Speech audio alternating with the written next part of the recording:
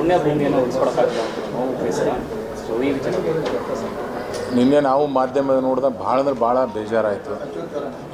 ಯಾಕಂದರೆ ನಿನ್ನೆ ವರಲಕ್ಷ್ಮಿ ಹಬ್ಬ ಇತ್ತು. ಅಂಥ ಸಂದರ್ಭದಲ್ಲಿ ಅಂಥ ಘಟನೆ ಆಗಬಾರ್ದಾಗಿತ್ತು.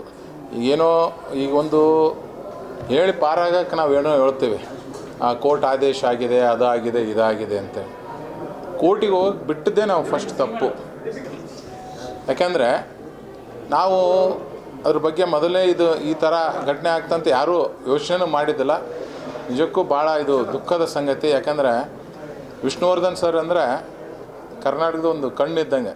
ಅಷ್ಟೊಂದು ಅದ್ಭುತವಾಗಿ ನಟನೆ ಮಾಡಿ ನಮ್ಮೆಲ್ಲರಿಗೂ ಮನೋರಂಜಿಸಿ ಒಳ್ಳೆ ಮೆಸೇಜ್ ಕೊಟ್ಟು ಭಾಳ ಅದ್ಭುತವಾದಂಥ ಅವ್ರ ಅಭಿಮಾನಿ ಬಳಗನೂ ಇದೆ.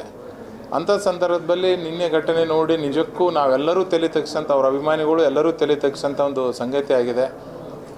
ಇರಲಿ, ಏನೋ ಒಂದು ಆಗ್ತಿರ್ತಾವೆ, ಇಲ್ಲ ಅಂತಲ್ಲ. ಬಟ್